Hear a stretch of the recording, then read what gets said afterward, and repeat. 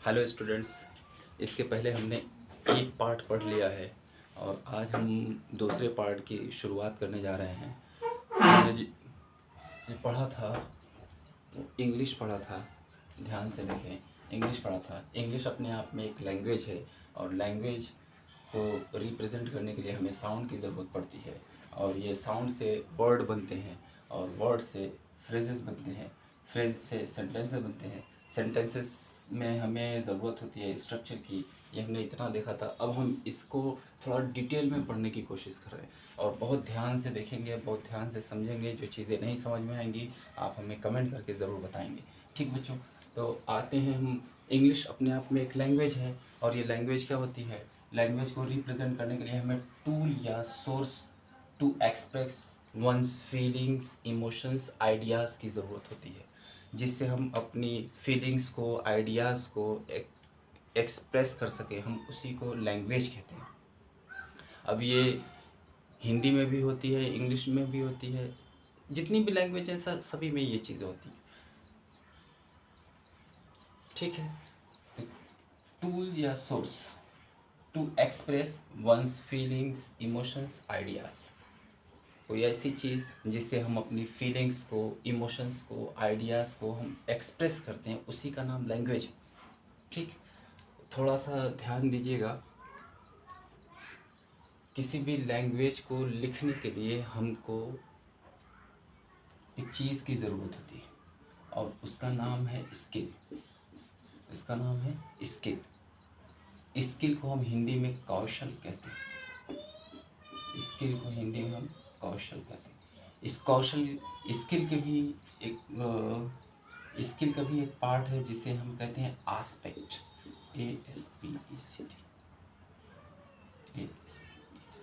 Aspect. Aspect को हिंदी में हम कहते हैं पहलू। इस आस्पेक्ट में थोड़ा ध्यान दीजिएगा। इस आस्पेक्ट में हमें लैंग्वेज को सीखने या समझने के लिए जो भी हमें आस्पेक्ट चाहिए, वो उन आस्पेक्ट्स का एक क्रम है और उस क्रम को बड़े ध्यान से देखेंगे। इसको हम लोग कहते हैं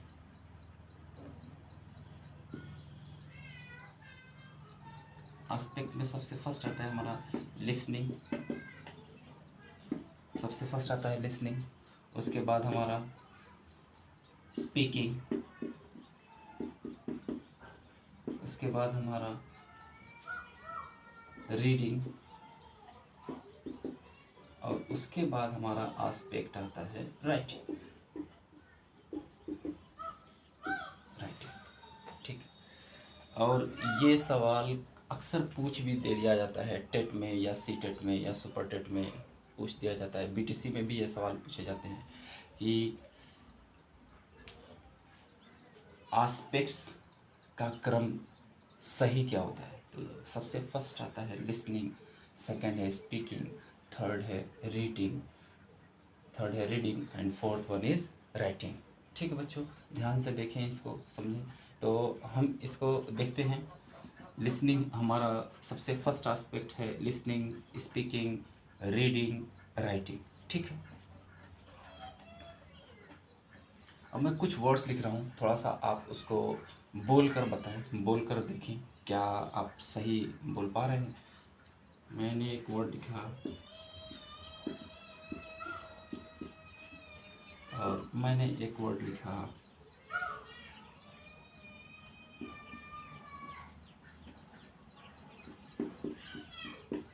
मैंने एक वर्ड लिखा।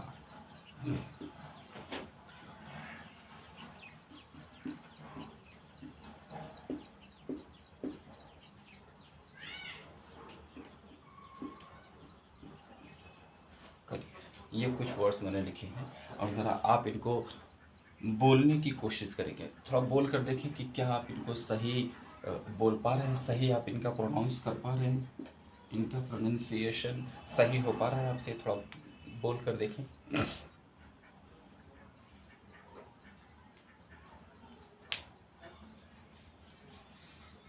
जब हम इनको बोलने चलते हैं तो ध्यान से सुनिएगा। ए और जे के बीच के डी का प्रोनाउंस कभी नहीं होता है। ध्यान से सुनिए, ए और जे के बीच का डी का प्रोनाउंस कभी भी नहीं होता है। आप इसको बोलेंगे एडजस्ट। ध्यान से सुनिएगा, आप इसको बोलेंगे एडजस्ट। ऐसे ही एक और वर्ड में लिखो, A D J A C T I V. A और जे के बीच के डी का प्रोनाउंस कभी भी नहीं होता है, ठीक है। ऐसे ही मैं और एक वर्ड लिखूं,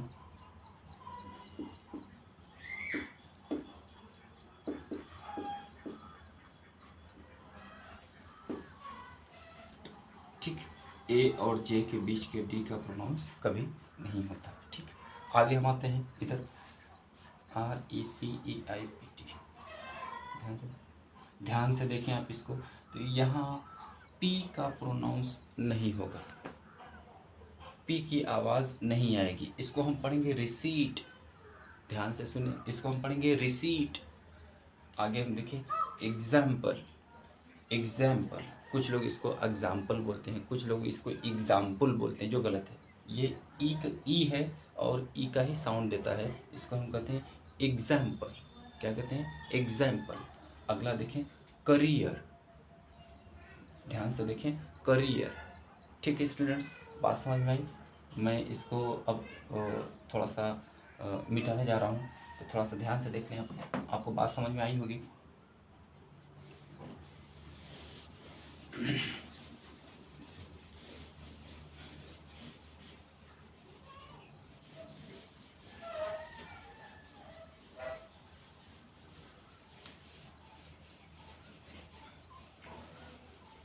जगह कम है बच्चों, मैं फिर थोड़ा सा आपको कुछ चीज़ें बताता हूँ। लैंग्वेज को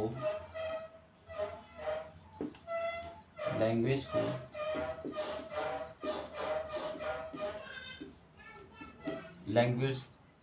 को रिप्रेजेंट करने के लिए,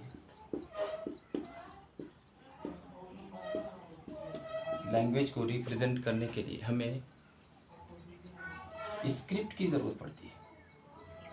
लैंग्वेज को रिप्रेजेंट करने के लिए हमें स्क्रिप्ट की ज़रूरत पड़ती है। स्क्रिप्ट की आवश्यकता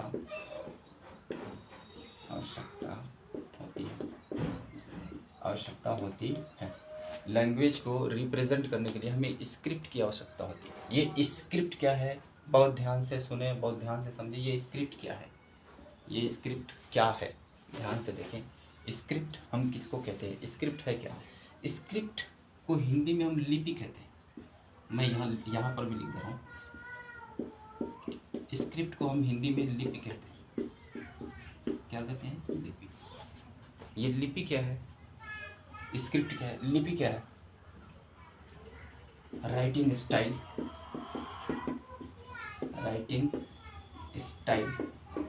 ऑफ अ लैंग्वेज।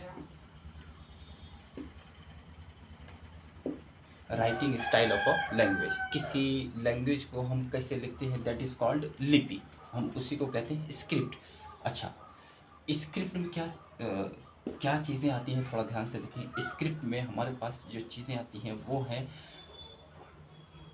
लेटर्स, और ये लेटर्स अपने आप में कुल कितने होते हैं? 26। आप जानते हैं इसको बहुत अच्छे से। कितने होते हैं? 26। इन्हीं 26 लेटर्स को अगर हम एक साथ लिखते हैं तो हम इनको कहते हैं अल्फ़ाबेट। क्या कहते हैं बच्चों? अल्फ़ाबेट। क्या कहते हैं? अल्फ़ाबेट। इन्हीं 26 लेटर्स को अगर हम एक साथ लिखते हैं तो हम इनको क्या कहते हैं? अल्फ़ाबेट, ठीक। और ये जो 26 लेटर्स हैं, इनको दो पार्ट में बांटा गया। बहुत ध्यान से सुनिएगा, इनको दो पार्ट में बांटा गया है। एक को हम कहते हैं वाउल्स, एक को हम कहते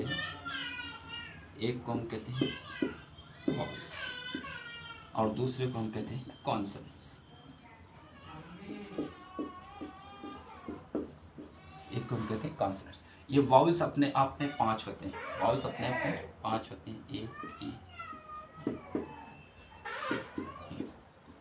ये वाउल्स अपने आप में 5 होते हैं, और कॉन्सोनेंट्स अपने आप में आप जानते हैं बी सी डी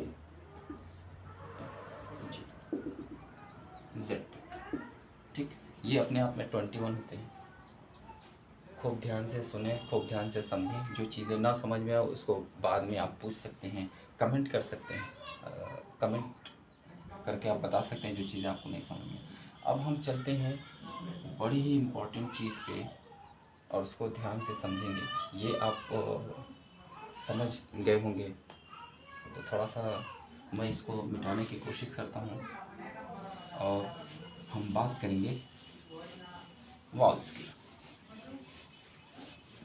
हम बात करेंगे वॉल्स की। वॉल्स क्या है बच्चों, ध्यान से देखिए।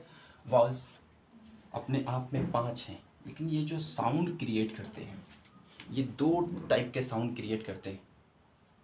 और ये जो वॉल्स है, ये होते तो अपने आप में 5 होते हैं, लेकिन ये साउंड जो जनरेट करते हैं वो 20 साउंड जनरेट करते हैं। 20 वॉल साउंड्स, 20 प्रकार के, 20 टाइप्स के ये साउंड जनरेट करते हैं। याद रखिएगा, ये कितने प्रकार के साउंड जनरेट करते हैं? 20 साउंड्स।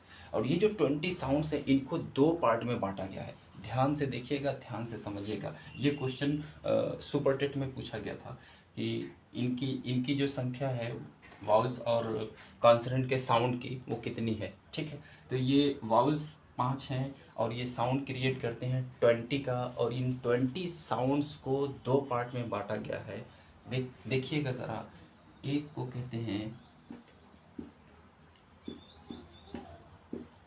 मोनोफ्थॉन्ग, एक को कहते हैं मोनोफ्थॉन्ग।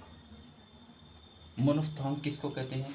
Single vowel sound. ध्यान से सुनिएगा, single vowel sound, single vowel sound. ऐसा वाउल जो सिंगल वाउल्स का साउंड जनरेट करता है, उसको हम कहते हैं सिंगल वाउल साउंड। जैसे मैं आपको लिखा कुछ एग्जाम्पल के ज़रिए समझाता हूँ। जैसे मैं लिखूँ CUT, कट। अब आप देखेंगे ये यू जो है वो सिर्फ अ का साउंड जनरेट कर रहा है, कट, कट। आप देखें HUT, हर्ट। आप देखेंगे ये यू जो है वो अ का साउंड क्रिएट कर रहा है, हर्ट, हर्ट। ठीक, अब देखें BUT, बट। देखिए बट, इसका मतलब ये जो वाउल है वो सिंगल साउंड क्रिएट कर रहा है। कौन सा? सिंगल साउंड क्रिएट कर रहा है। थोड़ा ध्यान से और देखें और इसके एग्जाम्पल को समझें। READ, देखिए ये ई और ए, ये दोनों वाउल हैं और दोनों वाउल मिलके ई का साउंड जनरेट कर रहे हैं, रीड। और वो ई कौन सी है? बड़ी वाली ई है बेटा, रीड। ध्यान से देखिए, कौन सी वाली ई है? बड़ी वाली, रीड। ठीक, तो ये है सिंगल वॉल साउंड। इसको हम क्या कहते हैं? मोनोफ्थॉन्ग। क्या कहते हैं बच्चों? मोनोफ्थॉन्ग। जो दूसरा, अच्छा, ये जो मोनोफ्थॉन्ग होते हैं वो अपने आप में 12 होते हैं। कितने होते हैं? 12। कभी इस पे वीडियो बनाई जाएगी। ये जो मोनोफ्थॉन्ग सिंगल वॉल साउंड होते हैं वो कितने होते हैं? 12। देखो वाउल्स अपने आप में 5 हैं, लेकिन ये जो साउंड जनरेट करते हैं वो 2 तरीके का साउंड जनरेट करते हैं। एक सिंगल वाउल साउंड, कौन सा vowel sound? Single vowel sound, जिसको हम मोनोफ्थॉन्ग कहते हैं। और दूसरा है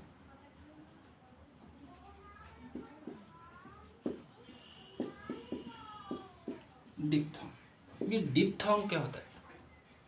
ये डिप्थॉन्ग क्या होता है बच्चों? थोड़ा ध्यान से देख, क्या होता है?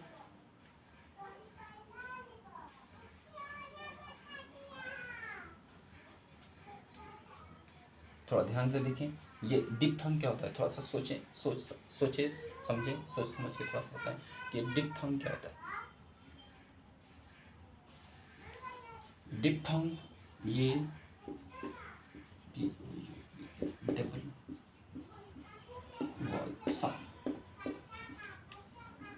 जैसे डबल वॉल साउंड जिसमें वाउल, एक ही वाउल वो 2 वाउल्स का साउंड जनरेट करेगा। ध्यान से समझिए, एक ही वाउल का AEIOU में से कोई एक ही होगा, लेकिन जो साउंड जनरेट करेगा वो 2 वाउल्स का होगा। उसी को हम कहते हैं डिप्थॉन्ग। डिप्थॉन्ग मतलब डबल वाउल साउंड। डिप्थॉन्ग का मतलब डबल वाउल साउंड। ठीक, देखिए कैसे ये, जब मैं अगर कहूँ आपसे LIKE, लाइक, LIKE लाइक। इसमें ये जो आई है, ध्यान से सुनिएगा, इसमें ये जो आई है ये आ और ई का साउंड जनरेट कर रहा है या नहीं, ध्यान से देख के बताएं। ये जो आई है वो आ और ई का साउंड जनरेट कर रहा है या नहीं। मीन्स इसमें ये जो आई है वो दो वाउल साउंड जनरेट कर रहा है या नहीं। मैं एक चीज़ और लिखूं, मैं लिखूं LIT, ठीक, LIT। अब यहाँ पे देखें, मैं अगर इसको लिखूं तो ये होगा, ये आई का उच्चारण या आई का साउंड ई होगा, क्या होगा, ई। तो यहाँ पे ये आई है वो केवल एक सिंगल वाउल साउंड जनरेट कर रहा है, इसलिए ये कौन सा मोनोप्थॉन्ग हुआ, सिंगल वाउल साउंड ये जनरेट कर रहा है। तो ये कौन सा हुआ, ये जो आई है वो कौन सा वाउल साउंड हुआ, ये हुआ मोनोप्थॉन्ग। और यहाँ पे ये जो आई है ये कौन सा साउंड हुआ, ये हुआ डिप्थॉन्ग। ये double sound, double vowel sound generate कर रहा है। फिर से देखिए हम, मैं अगर कहूँ आपको LIFE लाइफ, यहाँ पे ये आई देखें, आ और E double vowel sound generate कर रहा है। आप कहेंगे ये सर बिल्कुल आ ई ई, ये होता है लाइफ, आ ई, ला ई, ला ई, ठीक, बात समझ में। और एक चीज़ और देखिए, एक वर्ड और देखिए, अगर मैं आपको कहूँ हिट, तो यहाँ पे ये जो आई है वो कितने साउंड जनरेट कर रहा है, दो या एक, HIT, हिट। क्या पढ़ते हैं बच्चों हम लोग, हिट। तो आई को देखें, आई सिंगल वाउल साउंड जनरेट कर रहा है या डबल वाउल साउंड जनरेट कर रहा है। अगर ये सिंगल वाउल साउंड जनरेट कर रहा है तो हम इसको कहेंगे मोनोप्थॉन्ग। क्या कहेंगे, मोनोप्थॉन्ग। अगर ये डबल वाउल साउंड जनरेट कर रहा है तो हम इसको कहेंगे, बताओ, डिप्थॉन्ग, ठीक। तो ये जो मोनोप्थॉन्ग होते हैं वो अपने आप में 12 होते हैं, और डिप्थॉन्ग जो होते हैं वो अपने आप में 8 होते हैं। तो 8 और 12 को मिला के ये जो साउंड बनते हैं टोटल 20 होते हैं, यानी वाउल्स अपने आप में 5 साउंड जनरेट करते हैं 20 का। बात समझ में आई, ठीक। तो मैं इसको मिटाने जा रहा हूँ बच्चों, ध्यान से देख लीजिए।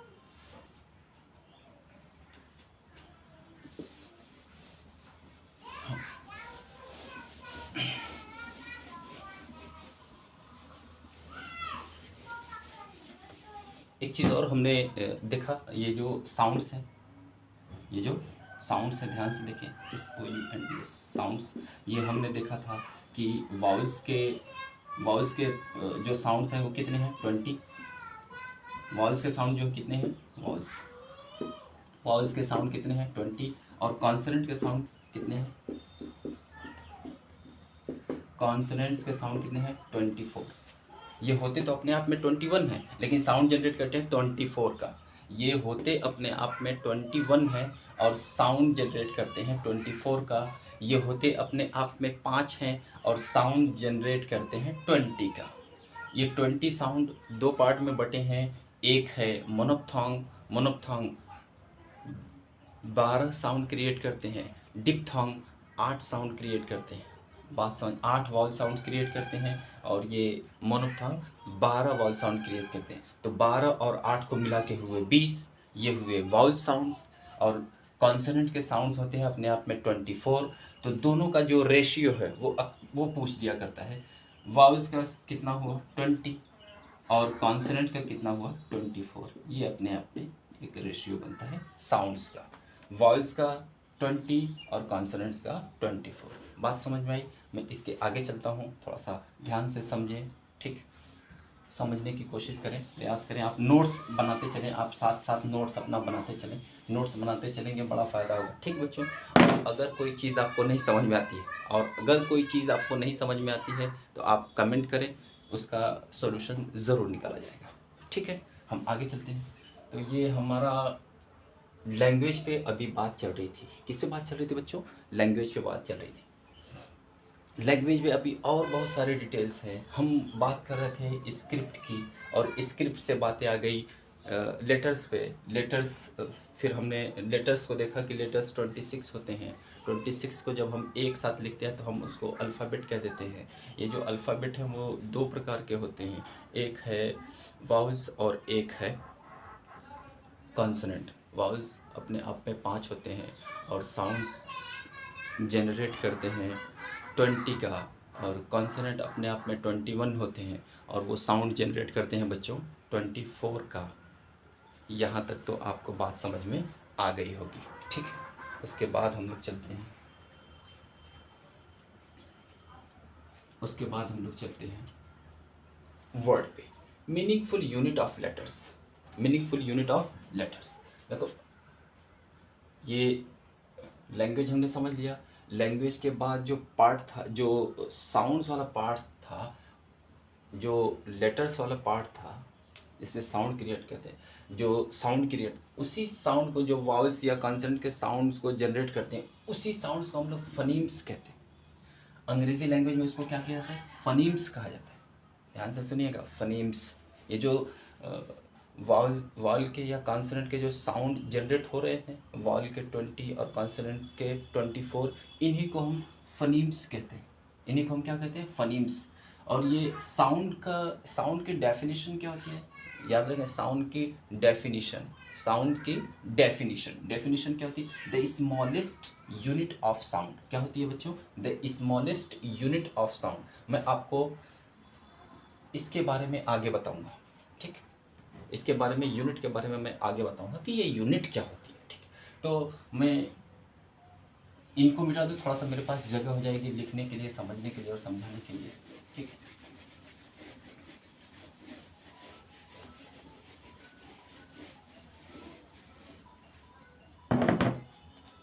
अब हम आ गए हैं, अब हमारी बातचीत आ गई है वर्ड पे। वर्ड क्या है? Meaningful unit of letters. Meaningful unit of letters. मैं अगर आपसे, फिर वही पुरानी बातें कर रहा हूँ, मैं अगर आपसे कहूँ कि मैंने कुछ लिखने की कोशिश की, मैं लिखा सी, मैं पूछूँ ये क्या है, आप कहेंगे सर ये लेटर है। और मैं अगर पूछूँ अभी बताओ ये क्या है सर, मैं पूछूँ आपसे अभी बताओ क्या है, तो आप कहेंगे सर एक लेटर ये, एक लेटर ये मिला के लेटर्स हो गए। लेकिन अगर मैं इसके आगे एक और कुछ करने की कोशिश कर रहा हूँ और अब मैं आपसे पूछूं कि बताओ बच्चों ये क्या है, तो आप निश्चिंत होकर कहेंगे कि ये शब्द है या ये वर्ड है। क्यों ये वर्ड है? क्योंकि इसकी अपने आप में एक मीनिंग है। इसकी अपने आप में एक मीनिंग, ये लेटर्स का एक ऐसा यूनिट है जिसकी एक मीनिंग होती है। मैं अगर इसी को थोड़ा सा इधर उधर करके लिखना चाहूँ, ध्यान से देखिएगा, मैं अगर इसी को इधर उधर करके लिखना चाहूँ ARC, और मैं पूछूं कि अभी ये क्या है ARC, मैं पूछूं ARC की हिंदी क्या है, आप लोगों पे छोड़ रहा हूँ बच्चों, बताइए जल्दी इसकी मीनिंग क्या है। इस आर्क की मीनिंग होती है, आपने मैथमेटिक्स में पढ़ा होगा, ये एक लाइन है, ये एक लाइन है, और आपने या कोई भी है, आपने यहाँ एक चाप लगाया इस प्रकार से और इधर से आपने एक चाप लगाया इस प्रकार से, फिर इन दोनों को आपने क्या किया, मिला दिया। तो ये जानते हैं ये जो आर्क है, आर्क का मतलब होता है चाप, आर्क की हिंदी होती है चाप, बात समझे। तो ये भी अब चाप मीनिंग है, तो ये भी अपने आप में क्या है, एक वर्ड है। देख लो बच्चों, ये भी अपने आप में क्या है, एक वर्ड है, हाँ या ना। अगर मैं आपसे पूछूं RCA ये क्या है, तो आप कहेंगे सर इसकी तो कोई मीनिंग नहीं समझ में आ रही। जब इसकी कोई मीनिंग नहीं समझ में आ रही है तो हम इसको कहेंगे लेटर्स, नॉट वर्ड। हम क्या कहेंगे, लेटर्स। क्यों?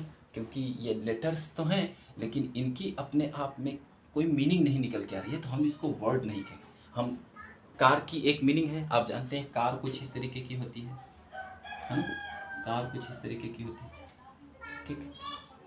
और आँख आपने देखा है, चाँप को कहते हैं। लेकिन RCA सर इसकी कोई मीनिंग नहीं बनी, ठीक। बात समझ में आई यहाँ तक, ठीक।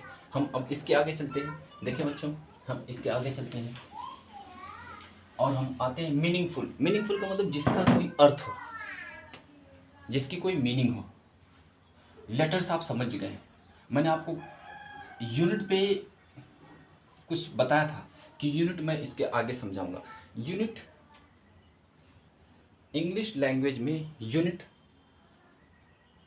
को इंग्लिश लैंग्वेज में यूनिट को पार्ट्स ऑफ स्पीच कहा जाता है। पार्ट्स यूनिट को पार्ट्स ऑफ स्पीच कहा जाता है। यूनिट को क्या कहा जाता है? पार्ट्स ऑफ स्पीच कहा जाता है। और ये पार्ट्स ऑफ स्पीच अपने आप में कितने होते हैं? 8 प्रकार के होते हैं। पार्ट्स ऑफ स्पीच कितने होते हैं? 8 प्रकार के होते हैं। यहाँ तक अगर आपकी बातें हो गई हों और बातें समझ में आ गई हों तो फिर मैं इसके अगले स्टेप पे जाना चाहूँगा। ठीक।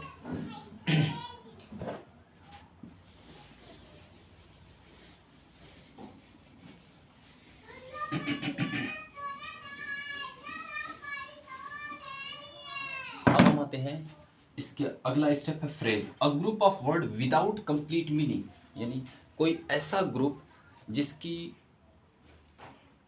मीनिंग तो हो लेकिन कंप्लीट ना हो, हम उसी को कहते हैं फ्रेज। ध्यान से सुनिएगा, बहुत इंपॉर्टेंट चीज़ है। मीनिंग तो हो लेकिन कंप्लीट ना हो। मैं एक चीज़ लिख रहा हूँ, मैं कुछ लिख रहा हूँ, किसी का नाम लिख लिया रवि, किसी का नाम लिख लिया, मैंने एक प्यारा सा कंजंक्शन एंड लिख दिया, मैंने फिर एक नाम लिख दिया मोहन, और बात को ख़त्म कर दी। ध्यान से समझिए, एक शब्द है रवि, एक शब्द है एंड, एक शब्द है मोहन। ठीक, ये कितने शब्द हुए? अपने आप में 3। कितने शब्द हुए? 3। तो अ ग्रुप ऑफ वर्ड्स, एक से a group of words, a group of words. मैं अगर आपसे कहूँ ये कितने शब्द है? 1 2 3, तो क्या ये ग्रुप हुए? आप कहेंगे यस सर,